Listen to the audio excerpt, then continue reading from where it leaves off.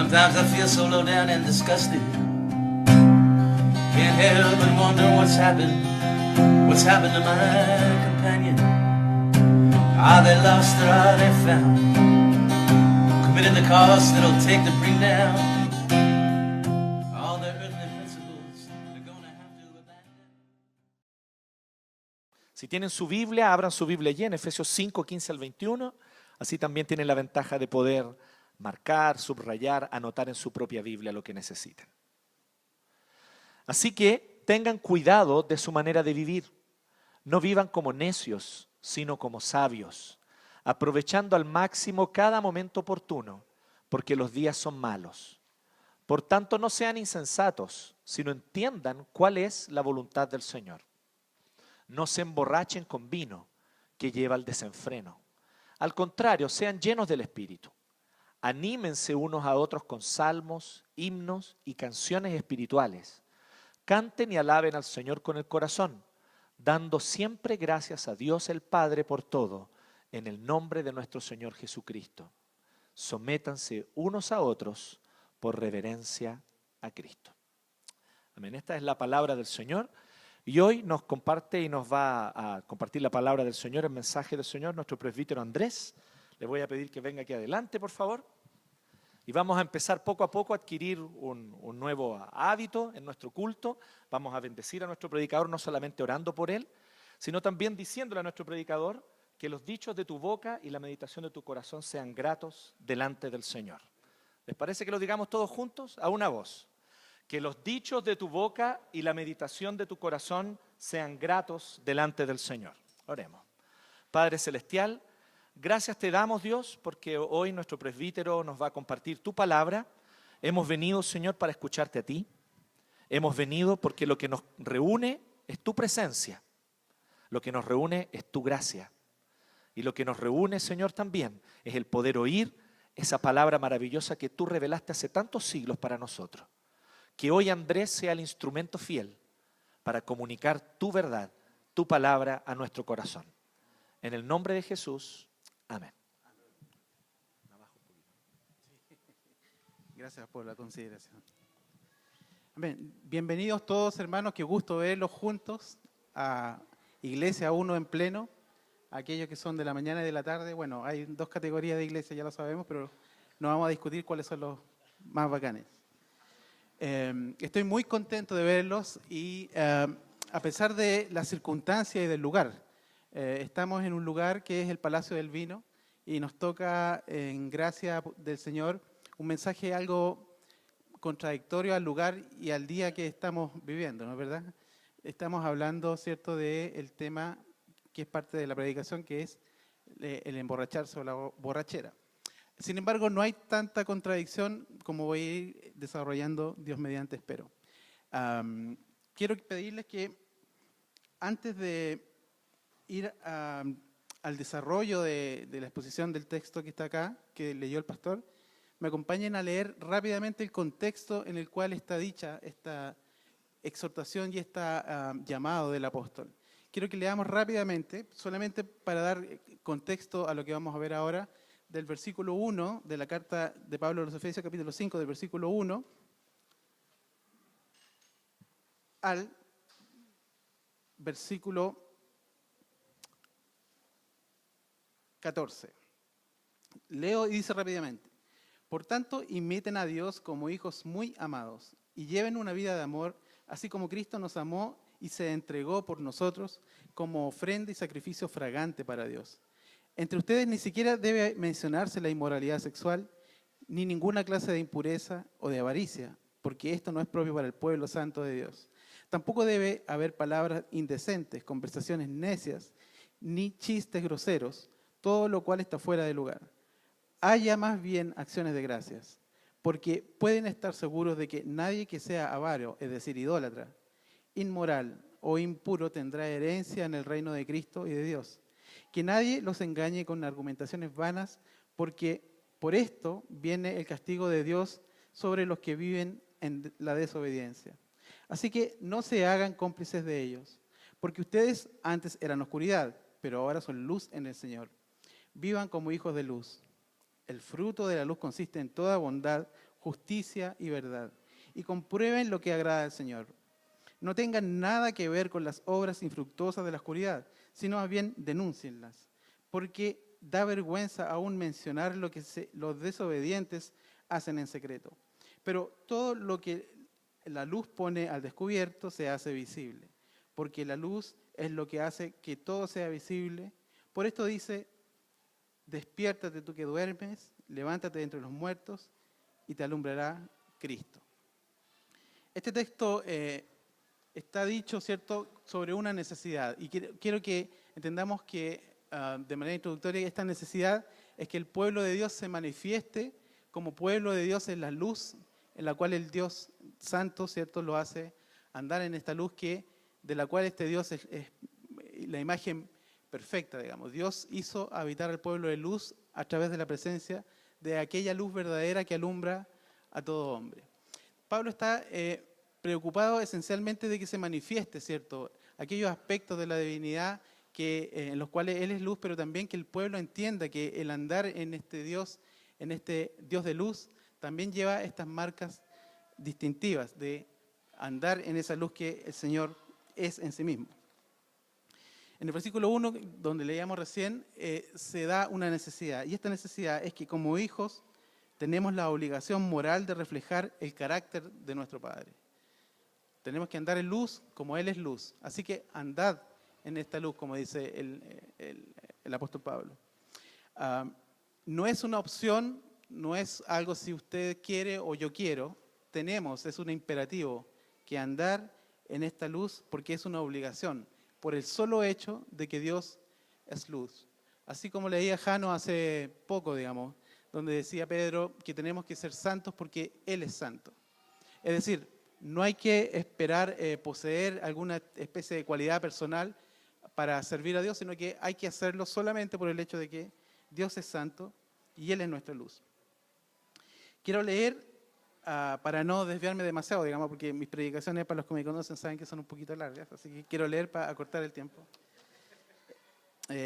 Imagínense más adelante cuando me quede dormido, el tema estatita, eso es más terrible. Digamos. Terrible, sí. Dice que Pablo escribe para que se mantenga la unidad y la ética entre los creyentes. El interés de Pablo es mostrar que el que ha renunciado a los perversos caminos del mundo debe vivir una vida consistente con su nueva posición. En los versículos precedentes señala el apóstol que en lugar de seguir tomando parte en las obras infructuosas de las tinieblas, debe salir totalmente de su sueño y levantarse, abandonando todos los aspectos de los perversos caminos de los que se haya espiritualmente muerto. El glorioso resultado será que Cristo resplandecerá sobre él.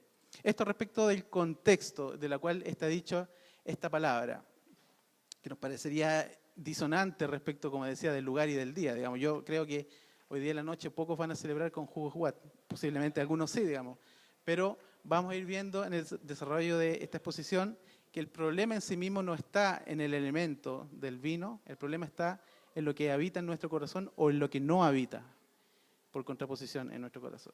Y lo vamos a ir viendo.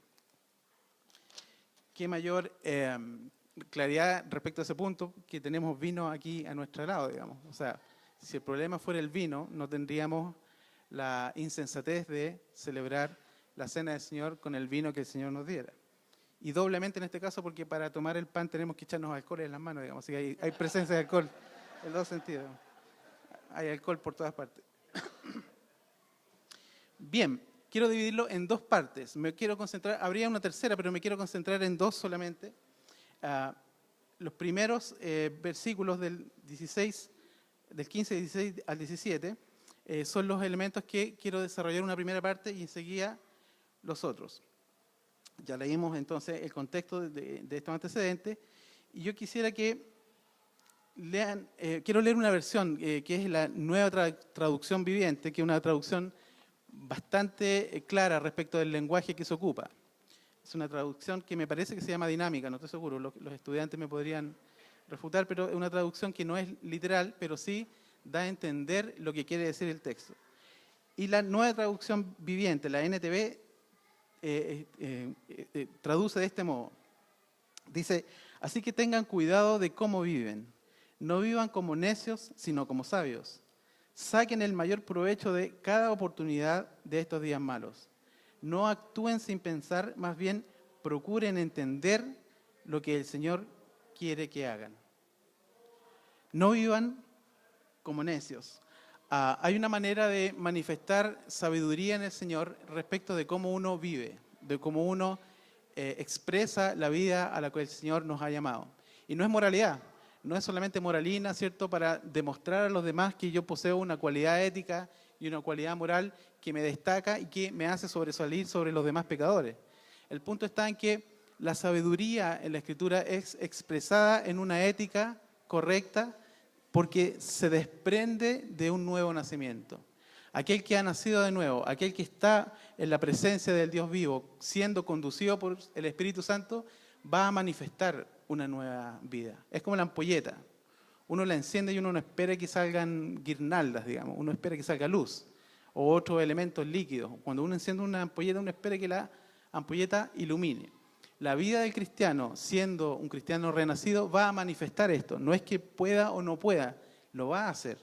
El problema está cuando no se manifiesta esta luz en la vida de los creyentes, o no del modo que nosotros esperaríamos que se manifestara. Por lo tanto, no es una opción, como decía antes. Y esto es sabiduría. No es solamente una forma de expresar moralidad. La exhortación del apóstol es que nosotros seamos sabios y no como necios. Ahora, la sabiduría y la necedad van a ser contraste respecto de este modo en que se expresa la vida de esta luz y de esta forma en que este Dios de luz quiere que nosotros vivamos. William Hendrickson, que es un comentarista que amo muchísimo, dice sobre este pasaje: los necios son aquellos que, no teniendo entendimiento en las cosas pertenecientes a Dios y a la salvación, no desean alcanzar la alta meta y por lo tanto no saben ni les importa saber cuáles sean los mejores medios para llegar a ella. Le dan capital importancia a lo que realmente es de poco valor o aún perjudicial y no tienen aprecio por lo que es imprescindible. Se comportan conforme a esto mismo. Una de las características de la vida de aquellos que no tienen esta luz verdadera, ¿cierto?, que nos ha sido iluminados por Cristo, es de la vacuidad, de la vanidad, de las cosas banales y del vivir sobre cosas extremadamente simples y no las verdaderamente importantes. Pedro dice que ellos mismos se sorprenden de que nosotros no corramos con ellos el mismo tipo de disolución. Se ocupa la misma palabra que vamos a ver un poco más adelante. Las personas que no han sido iluminadas por el Señor, que no han alcanzado esta misericordia, se sorprenden de que no vivamos de manera simple la vida del mismo modo que ellos la viven, del mismo modo banal en que ellos viven esta vida. Y es una sorpresa para ellos, porque de hecho nos tratan de un modo bien especial, digamos. ¿Cuál es el calificativo que más ocupan los no creyentes respecto de nosotros en la condición nuestra de cristianos?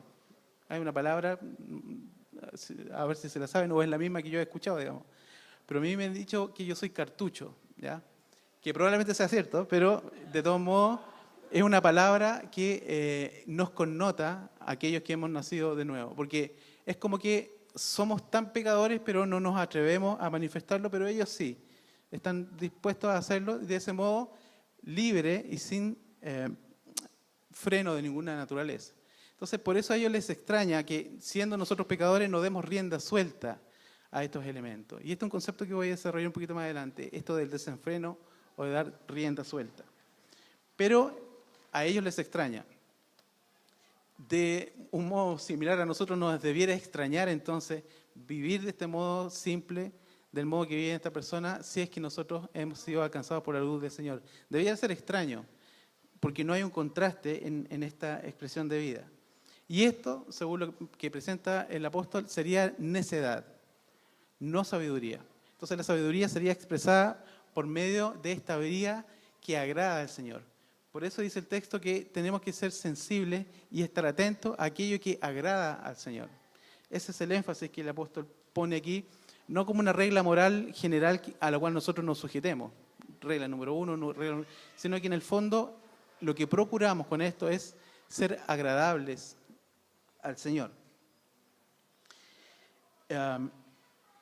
De hecho, en el versículo 10 dice esto, que andar como hijos de luz es comprobar lo que agrada al Señor. Pero volvamos al texto nuestro.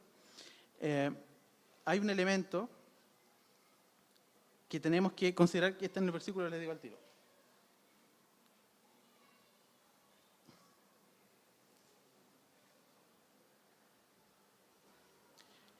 Aprovechando al máximo cada momento oportuno, porque los días son malos, dice la NBI.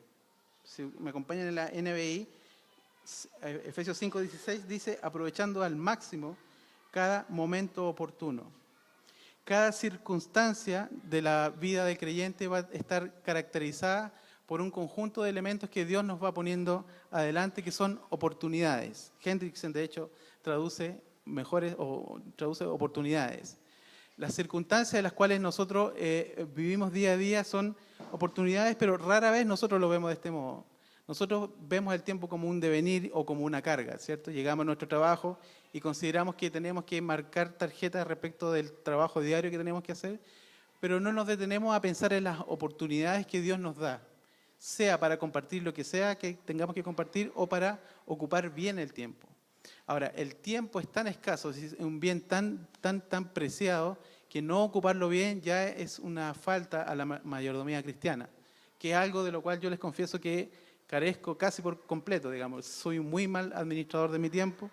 Muchos de ustedes me conocen que no es un elemento que lo sepa administrar bien, al punto que esta predicación podría demorar 1 hora 45 minutos si no la sé ocupar bien, digamos. Sin embargo, es una característica que Pablo está poniendo en esta exhortación, que tenemos que ocuparnos en administrar bien este tiempo, porque los días son malos. Por lo tanto, en la exhortación del apóstol Pablo va a venir precedida, ¿cierto?, este elemento como algo que está inserto dentro de la vida cristiana. Ocuparse bien de administrar el tiempo, entonces va a ser una exhortación pertinente para cada uno de los hijos de Dios. Despilfarrar el tiempo, por lo tanto, en otros elementos, va a ser un elemento que no va a contribuir a buscar esta gloria del Señor por medio de las cosas que le agradan. Ahora, ¿por qué hay que ocuparse bien en administrar el tiempo? Porque los días son malos.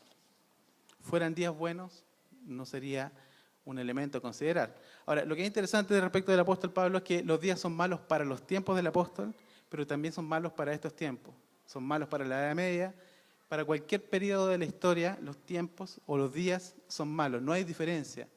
Por lo tanto, nosotros no vamos a ser ese tipo de personas que creen una especie de edad de oro, por ejemplo. No, si nosotros viviéramos como vivían los primeros cristianos.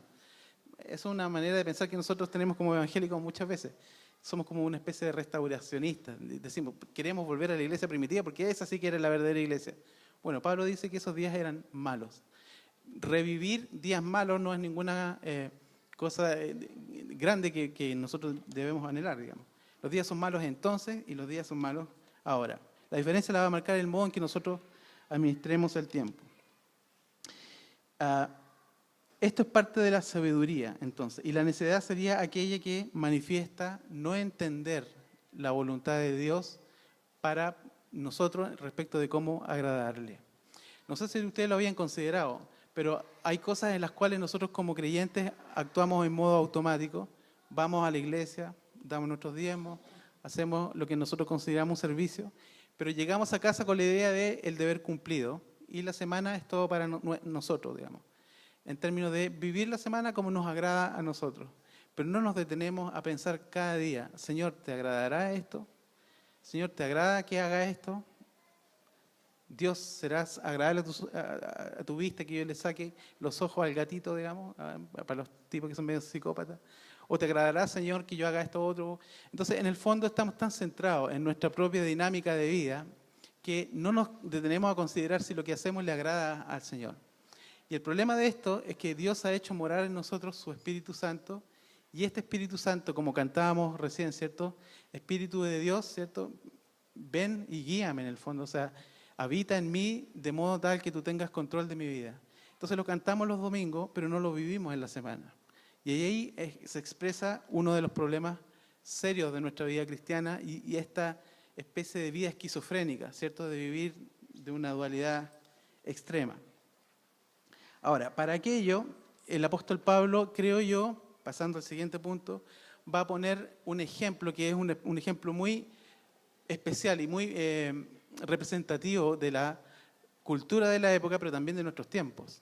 Pablo está hablando de una cultura dionisíaca, ¿cierto? Una cultura llena de exaltación a Baco. Bueno, Baco y Dionisio son dos expresiones de una misma divinidad, una en Grecia y otra para los romanos, pero la vida y el desborde dionisíaco es una característica de la época de Pablo, y Dioniso era el dios del vino, entre otras características, de la agricultura también, pero básicamente del vino y del desborde, del desenfreno. Era el dios que se oponía a aquella virtud, ¿cierto? También de modo dicotómico, en cierto sentido, que representaba a Apolo, que era la forma, la rectitud. Entonces, entre Dioniso y Apolo se produce esta forma dicotómica en las divinidades griegas de manifestar la vida. Lo recto, lo ordenado, por un lado, las formas representadas por Apolo y el desborde representado por Dioniso.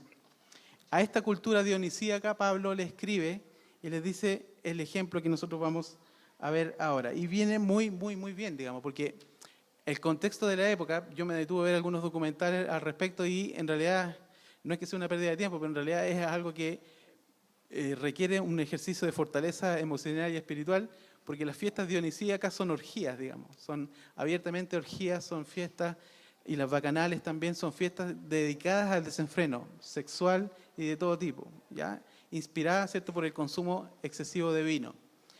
Ya pueden imaginarse en qué consiste una bacanal.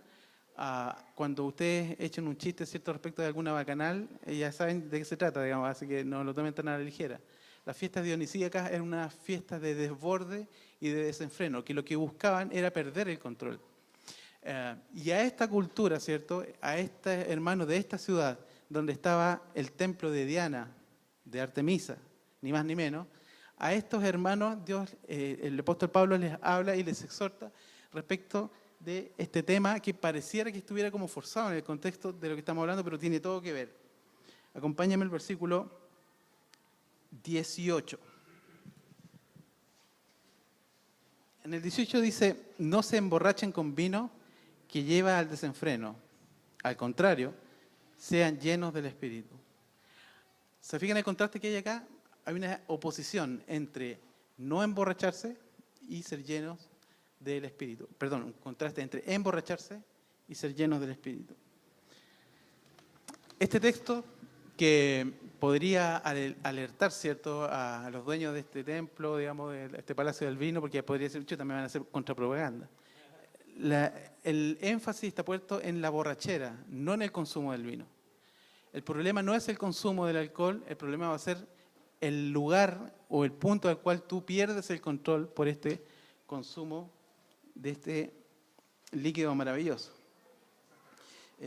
Yo no tengo ningún problema con decirlo, algunos me conocen, me gusta mucho el vino. Tengo la afición de consumir vino, pero en pequeñas cantidades, pero con cierta frecuencia, así que ahí hay un poco tramposo el evento, digamos.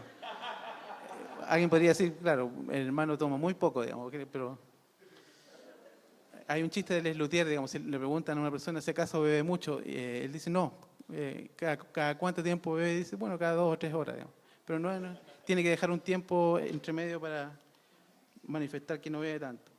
Pero el punto del consumo del alcohol está en lo siguiente. Hay un antídoto para la disolución. Y esto es lo que quiero que veamos como desarrollo de este pequeño texto que está acá. Antes de eso, en la versión 60 dice que no tenemos que emborracharnos porque en ello hay disolución. La palabra disolución que se ocupa acá en el texto es la misma que se ocupa cuando el hijo pródigo se va de su casa a vivir de una manera perdida. El desenfreno y la vida perdida en la que vive el hijo pródigo, cuando el hijo menor, digamos, cuando se va de la casa de su padre, es la misma palabra que se ocupa acá para disolución. ¿Se pueden dar una idea entonces en qué consiste aquello de la disolución? Pablo está haciendo este énfasis: no se emborrachen porque en aquello consiste el mismo tipo de borde que está en aquel que vive de manera perdida. El hijo pródigo vivió no solamente emborrachándose, sino también con prostitutas, de una manera desenfrenada. El énfasis de la palabra va a estar en el desenfreno.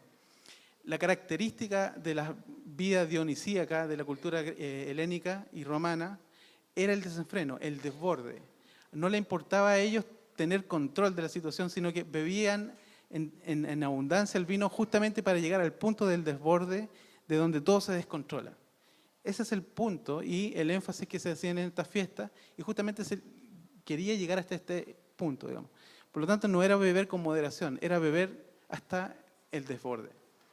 Ahí se manifestaba aquello que buscaba el efecto dionisíaco en este desorden. Por lo tanto, el énfasis de acá de Pablo es: no se emborrachen, porque en aquello hay desenfreno, hay disolución, hay un efecto de vida disipada de la cual ustedes podrían caer si es que no lo controlan.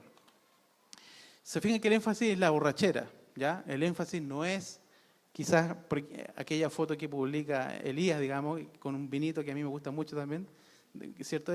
Ya comenzando puso en redes sociales, yo le iba a poner el vino que a mí me gusta, pero en realidad hubiera parecido una competencia entre consumidores de vino.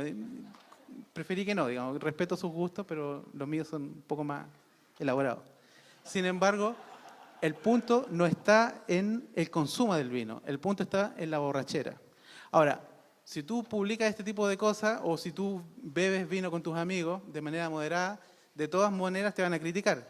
Pero tú puedes tener un elemento de ventaja respecto a esto si es que acaso tú no te emborrachas en tu fiesta con tus amigos y en tu manera de manifestar, ¿cierto?, este consumo de esta bebida. ¿Dónde está el problema? En la borrachera. Ahí está la disolución, no en el consumo del vino de manera apropiada y moderada. La disolución o el desenfreno, entonces, va a ser aquello que requiere un antídoto. El antídoto, como aquella serpiente que nos muerde, ¿cierto?, que nosotros requerimos rápidamente para no morir, es aquello que va a proponer el apóstol, y esto es ser llenos del Espíritu. ¿Se acuerdan que lo leímos? No se emborrachen, sean llenos del Espíritu. En vez de emborracharse, sean llenos del Espíritu. Y aquí surgen varias preguntas. ¿Por qué razón el apóstol tendría que estar contrarrestando una cosa con la otra, digamos, siendo que son de naturalezas tan distintas, aparentemente?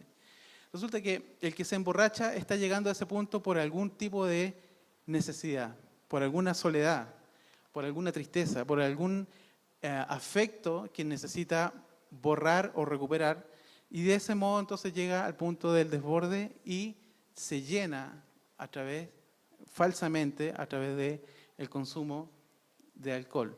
Ahora, el punto está en la borrachera, pero nosotros podemos aplicarlo perfectamente a cualquier tipo de sustancia que lleve al desborde y al desenfreno. El alcohol es una droga, nosotros lo sabemos, pero cualquier sustancia que te puede llevar a ti al desborde y al desenfreno cae dentro de esta misma categoría y por lo tanto dentro de la misma exhortación.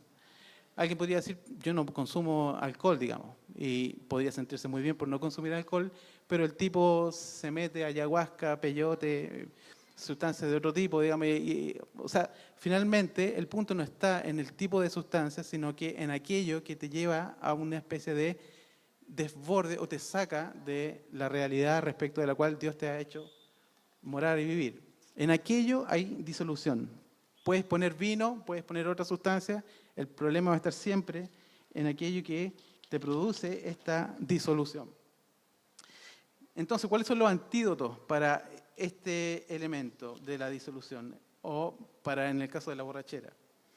Ahí ya dijimos algunos elementos dentro del desenfreno y hay algunos textos bíblicos que se los quiero leer a ustedes para que los vayan uniendo respecto del tema que les estoy exponiendo. Proverbios 21, dice: el vino es escarnecedor, la sidra alborotadora, y cualquiera que por ello yerra no es sabio. Fíjense lo que dice aquí Salomón, digamos. El vino es escarnecedor, es burlador. ¿Qué pasa con el que consume algún alcohol, algún vino o se refugia en el alcohol para olvidar alguna pena, para anestesiar algún dolor? El vino tiene la característica de la burla, de la sorna, porque en el fondo te dice: ¿sabes qué? Eres un imbécil. Disculpen, pero no estás logrando absolutamente nada. Estás anestesiando algo que va a estar permanentemente ahí y yo te lo voy a recordar cada vez que tú me consumas. ¿Se dan cuenta la ironía y la burla de esto? ¿Sacas tú algo con emborracharte? El vino, el licor, ¿cierto? Tiene esta característica, es escarnecedor. Se va a burlar de ti permanentemente. Y dice, la sidra es alborotadora. La sidra, acá el elemento que se ocupa es un vino, no, es un licor más intenso, más fuerte, ¿cierto? Y en este contexto entonces tiene la característica de ser alborotadora. ¿Se acuerdan del meme, ¿para qué me invitan si saben cómo me pongo? ¿Cierto? Bueno, ese es un tipo alborotador, digamos. ¿Ya? El que toma y se pone pesado, se pone denso, ¿cierto? Esos curados que uno no soporta. Y el tipo está en una actitud correcta, es decir, si yo me pongo así, ¿para qué me invitan, digamos? Ahora, es la característica, ¿cierto?, del vino. Va a ser alborotador. Y cualquiera que por ellos yerra, dice Salomón, no es sabio. Se repite la palabra sabiduría. ¿Dónde habría sabiduría, según lo que expuse delante? En la vida conducida a agradar a Dios. En el etos, en la ética que conduce a agradar a Dios, hay sabiduría. Ese es sabio, aquel que se conduce agradando al Señor. ¿Y quién es necio? Aquel que se conduce de modo de no agradar al Señor, con todas estas características, dentro de las cuales Salomón destaca el vino y la sidra. Aquel que yerra por este camino no es sabio. Hay una necedad en eso. ¿Se fijan cómo se conecta entonces? Como cuando Pablo dice, no sean necios sino sabios, y al mencionar la borrachera está mencionando una de las mayores necedades respecto de cómo se pronuncia en el resto de la Escritura. Otro texto, en Isaías 5:22 se señala una advertencia. Hay de los que son valientes para beber vino y hombres fuertes para mezclar bebida. Los combinados, o no sé, etcétera. De hecho, es un elemento que en cierto modo yo me avergüenzo hoy día, digamos, pero yo lo contaba como una gracia, digamos, en mi juventud. Soy joven todavía, pero no tanto como era joven antes. Yo me jactaba, ¿cierto?, de mezclar estas bebidas. Y es un elemento que muchos adolescentes y jóvenes, hija, no escuches esto que te estoy diciendo. Muchos adolescentes y jóvenes van a manifestarse, ¿cierto?, como gran cosa, digamos, ¡ay, soy capaz de mezclar estos elementos! Ahora, hay de aquellos, dice Isaías, ¿se entiende o no? ¿Cuál es el problema? No es que les va a caer un rayo y van a ser fulminados, el problema es que van a errar, como dice Salomón, por un camino que los va a llevar a un efecto terrible, digamos. Yo vi unos 6 o 7 pasajes que hablaban de esto, por caso del tiempo no los quise poner todos, pero hay elementos que conducen a la vida andrajosa. Es decir, al estar vestido de manera andrajosa por las calles vagando. Y si nosotros vemos muchos de los vagabundos, no todos, pero muchos de ellos están con serios problemas con el alcohol, y el alcohol los llevó a ese estilo de vida que los conduce a ese punto. Incluso enfermedades mentales. Viendo también otra entrevista muy buena a una psiquiatra, hablaba sobre los índices altísimos de esquizofrenia y de otros desbordes, ¿cómo se llama?, de paranoia y otras cosas que eran resultado del alcoholismo. Y aquí Isaías está diciendo, hay de ellos. El que se inicia en este camino va a deambular por un camino que tiene un difícil retorno. Se puede retornar, pero el retorno es muy, muy lamentable. Y el retorno es el retorno del hijo pródigo. ¿Se acuerdan cómo regresa el hijo pródigo? O sea, el tipo no llega altanero pateando ya, pues, ¿dónde está mi chanchito? ¿Dónde está mi ternera, mi becerra quería? No, el tipo llega con una humildad correcta, porque el tipo sabía que lo había perdido todo y que no era digno de presentarse en la casa de su padre. Ese es el nivel que te va a conducir este desborde de la borrachera. Pablo es categórico en 1 Corintios 6:10, dice, ni los ladrones, ni los avaros, ni los borrachos, ni los maldicientes, ni los estafadores heredarán el reino de Dios. Está en la lista los borrachos dentro de aquellos que no heredarán el reino de Dios. Por lo tanto, cuando Pablo está diciendo no se emborrachen, no está haciendo cuática, no está tirando el tejo pasado, está diciendo una realidad. Los borrachos no van a heredar el reino de Dios. Y la pregunta que cabría, ¿por qué no? Si son pecadores como todos nosotros. ¿Qué pasa con un borracho? El borracho está exponiendo que no vivió por el antídoto que es el que está proponiendo Pablo, que vamos a ver a continuación. Aquel que vive en el desborde, aquel que vive en la vida de desenfreno, está manifestando que no tiene una vida de control del Espíritu Santo. Y aquí está el antídoto. El antídoto es: sean llenos del Espíritu Santo.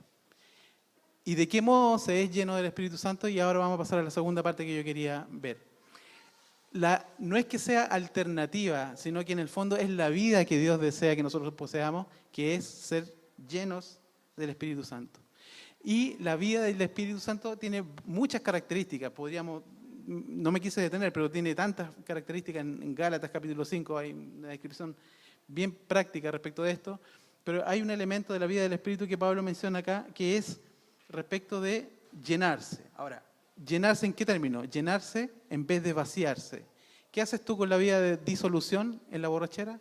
Tú te vacías, mientras el alcohol hace burla de ti. Pero tú te estás vaciando. En contraste a esto, entonces tú tienes que llenarte. Ahora, en vez de pérdida de control y de desborde, desenfreno, una llenura del Espíritu traerá templanza, todo buen fruto, gozo y paz. Es decir, el control del Espíritu. En Éxodo 15:6 se lee: Jehová es mi fortaleza y mi cántico. Ha sido mi salvación. Siendo llenos entonces, hablando y cantando y dando gracias en todo, nosotros vamos a dar gracias y gloria a Dios por medio de esta actividad de la llenura. Acompáñame al texto 19 de Efesios 5 para que veamos el antídoto. Anímense unos a otros con salmos, himnos y canciones espirituales. Canten y alaben al Señor con el corazón. Versículo 20, dando siempre gracias a Dios, el Padre, por todo, en el nombre de nuestro Señor Jesucristo. Ese es el antídoto. ¿Cuál es la vida llena del Espíritu entonces? Va a tener estas características. Hay un texto paralelo en Colosenses. A todo esto, Efesios y Colosenses son textos paralelos en muchas cosas, digamos. No me puedo detener ahí, pero son textos que son hermanados, por decirlo de algún modo, y tienen muchas cosas en común. Y el texto paralelo de expresado en Efesios, está en Colosenses 3:16, y quiero que me acompañen porque aquí se expresa de un modo, desde mi punto de vista, más práctico respecto de esta llenura del Espíritu Santo. No es que se desacredite esta otra, sino que está más completa acá en Colosenses. Colosenses 3:16 dice lo siguiente. No lo anoté, lo tengo que buscar.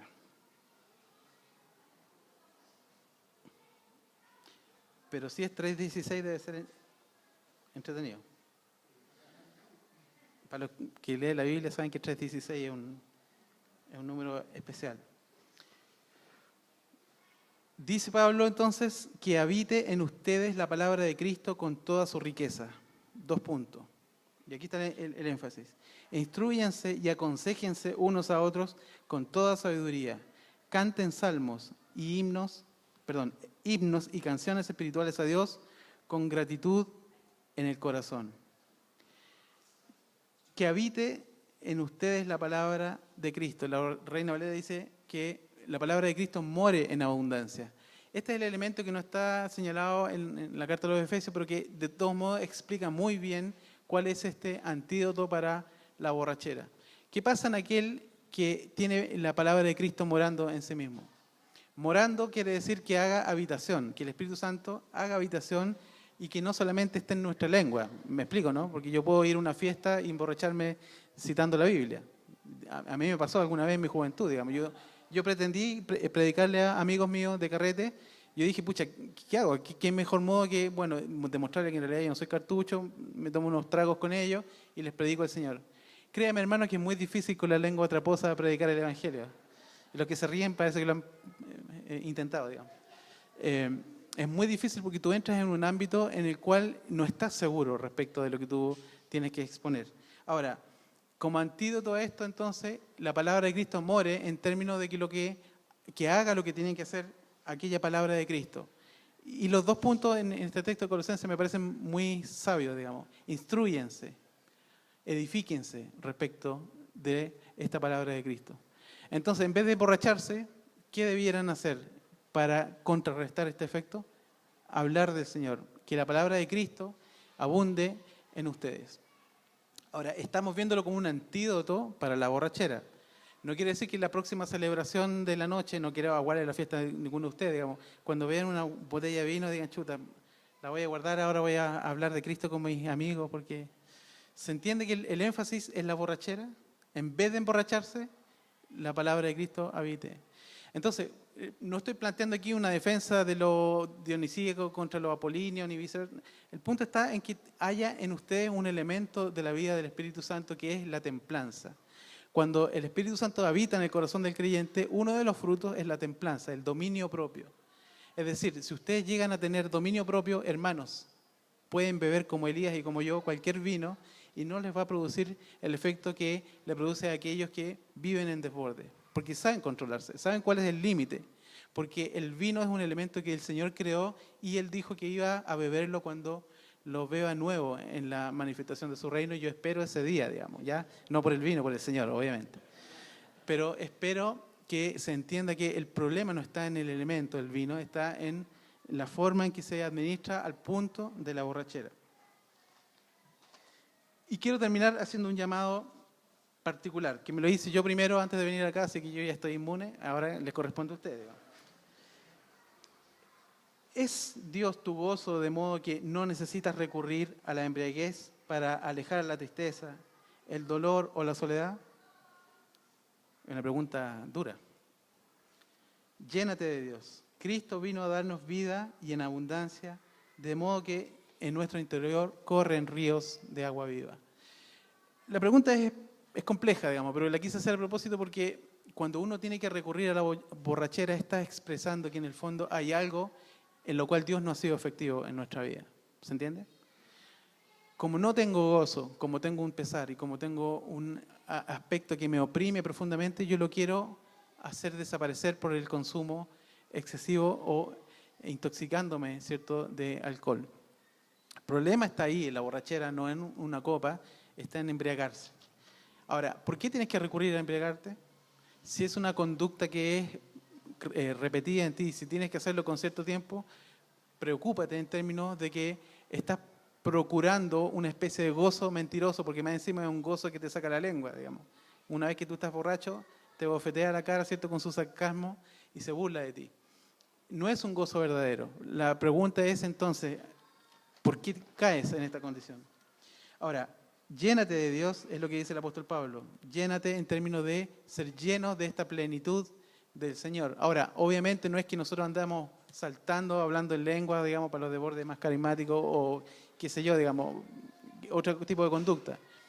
La llenura del Espíritu Santo te va a condicionar a aquellos aspectos que Dios le agrada que tú andes. Es decir, llenos de todo fruto que a Dios le agrada. ¿Cuáles son los frutos del Espíritu? Y de hecho, no son los frutos del Espíritu, es el fruto del Espíritu que se manifiesta en diferentes elementos. Amor, gozo, paz, paciencia, fe, benignidad, eso están en Gálatas capítulo 5. Por lo tanto, aquella persona que tiene el fruto del Espíritu va a manifestar invariablemente estos elementos dentro de los cuales está la templanza, que es dominio propio. Ahora bien, aquí sí que soy dualista y dicotómico, digamos. Tú vas a tener dominio propio o demonio propio. Vas a tener que elegir entre un demonio, ¿cierto?, que te va a tomar cautivo o el dominio propio mediante la acción del Espíritu Santo. Ahí, curiosamente, es una actividad soberana de Dios en la cual no elimina nuestra responsabilidad. Soberano y nosotros responsables. Cuando el Señor venga, va a decir, ya mayordomo mío, dame cuenta de tu mayordomía. No le podemos decir, pero es que Señor, tú eres soberano. Porque eso equivale a decir, Señor, yo tuve miedo, ¿cierto? Entonces, ¿cuál es la realidad en el mundo reformado? Nosotros sabemos que Dios es soberano, pero que nos hace responsables. Y ahí está tu responsabilidad y la mía, de este dominio propio, de manifestarlo. Y es interesante porque la palabra griega, yo no sé de griego, no he estudiado en el seminario, pero no me acuerdo ni siquiera cómo se llama la forma verbal que está ahí y el tiempo, pero la forma en que está la palabra expresa que tenemos que dejarnos llenar del Espíritu Santo. ¿El pastor me podría decir cuál es la forma verbal? Pasivo, exactamente. Me acordé, gracias. No recordé. y no lo anoté por pavo, me pasó. Como está en forma pasiva, entonces la exhortación sería, déjense llenar por el Espíritu Santo. No es que ustedes tomen la iniciativa porque ustedes tengan la capacidad. Despójense de su propia seguridad y control propio, que falla constantemente. Déjense que el Espíritu Santo los conduzca y los guíe. Esa es la forma verbal en la que está expresada esta idea de la llenura. Y en este presente continuo, o sea, permanentemente háganlo. Entonces es una forma verbal que está expresando también esta permanencia, este presente continuo. Hágalo continuamente y es el modo en que nosotros vamos a dejar que se manifieste este antídoto. Y por último, una idea que se me ocurrió hace un tiempo que lo puse en redes sociales, y lo bueno de las redes sociales es que después me acuerdo de las cosas que escribo, digamos, así que, y si no me acuerdo las voy a buscar. Pero a mí se me ocurrió que hay más gloria en el hecho de domar a una bestia que arrancar de ella, ¿o no? ¿O es muy tonto lo que estoy diciendo? Si yo domo un león, cosa para la cual no tengo ninguna posibilidad, digamos, pero si yo domo un león, puedo decirle a mis amigos algo glorioso respecto de, oye, sabes que salí arrancando de un león y con mucho éxito, digamos. O sea, claro, es menos glorioso, quiero decir, ¿cierto? Pero ¿qué pasa con esta bestia del alcohol? ¿Qué es más glorioso? ¿Arrancar de él o dominarlo? ¿Me explico, no? Entonces, el énfasis no va a estar, si tú has llegado al punto en el cual no puedes ver una gota de alcohol porque vas a caer, es porque eres alcohólico. Es una condición triste de la vida de las personas, sin duda alguna.